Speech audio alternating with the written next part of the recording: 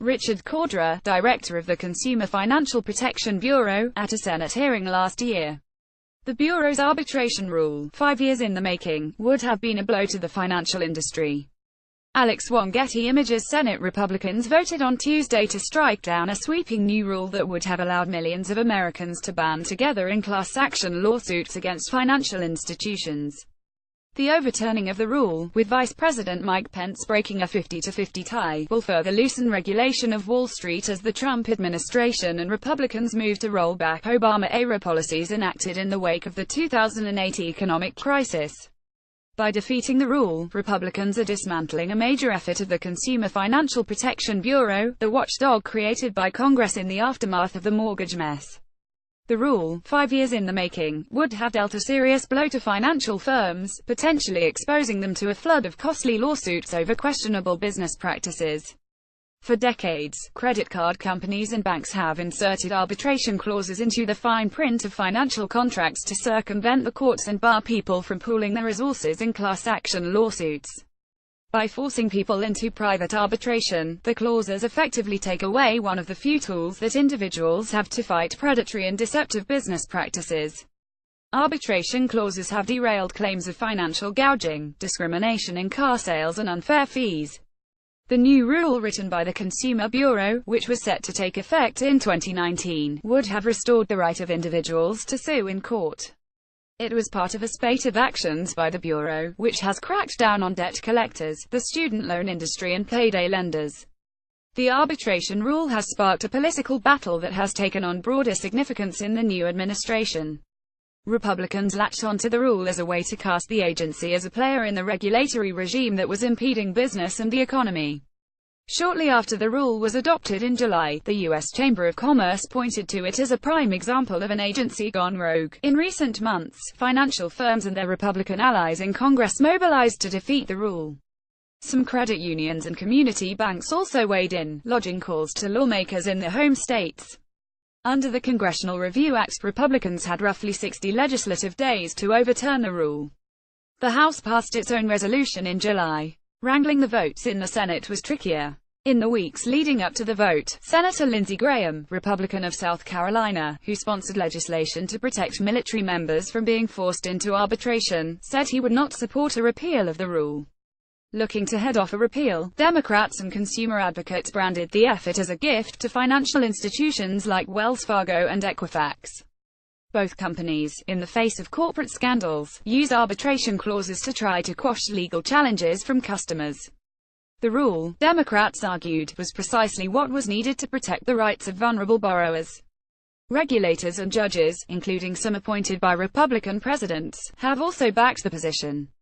Class actions, they argue, are not just about the size of the payouts, which are typically spread out among a large group of people. They are also about pushing companies to change their practices.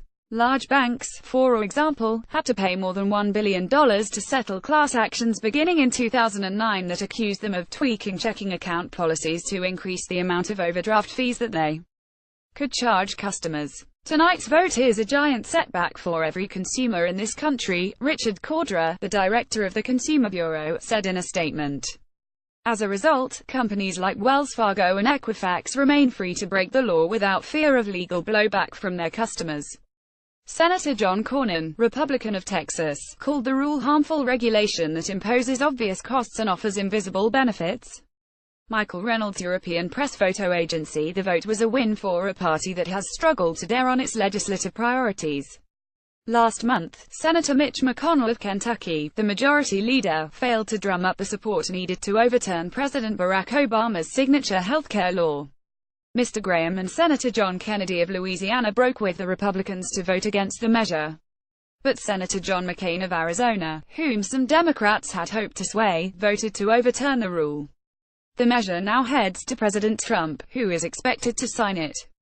The Consumer Bureau has unusually broad authority and autonomy from both the White House and Congress to enforce existing federal laws and write new regulations, like the arbitration rule. That independence has rankled Republicans and other federal agencies. In June, the Treasury Department issued a report accusing the agency of regulatory overreach and calling for Mr. Trump to have the right to remove its director. This week, the department weighed in directly on the arbitration rule, warning that the regulation could unleash frivolous lawsuits, costing financial firms an estimated $500 million in legal fees alone. Republicans echoed those arguments on the floor of the Senate on Tuesday. Senator John Cornyn, Republican of Texas, rallied his peers, calling it harmful regulation that imposes obvious costs and offers invisible benefits. Like the Treasury report, he argued that class actions enrich lawyers at the expense of consumers. The debate over the arbitration rule put Mr. Cordray into an odd position of publicly bickering with other federal agencies. After the Treasury report, Mr. Cordray sent a letter to Treasury Secretary Steven Mnuchin faulting the department for misrepresenting the Bureau's work. He also expressed surprise at the report, noting that during his agency's work on arbitration, the Treasury raised no issues or concerns with the Bureau. The friction is intensifying as Mr. Cordray's tenure at the Bureau is ending.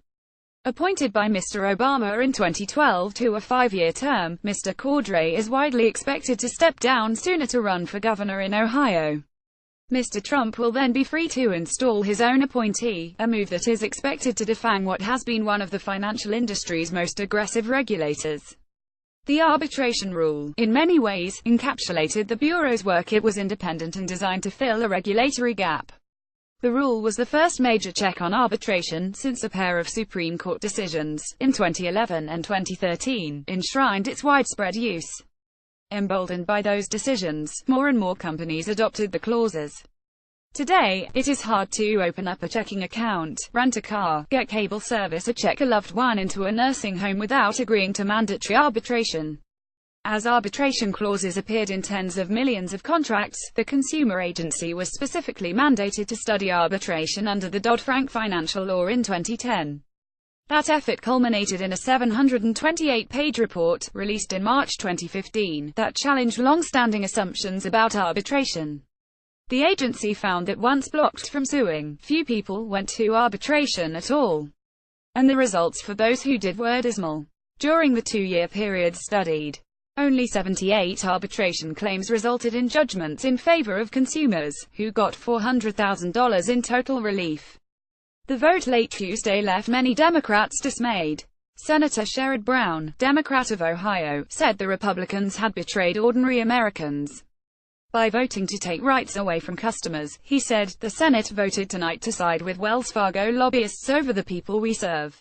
A version of this article appears in print on October 25, 2017, on page A1 of the New York edition with the headline "Sparing Banks, Senate Repeals Litigation Rule."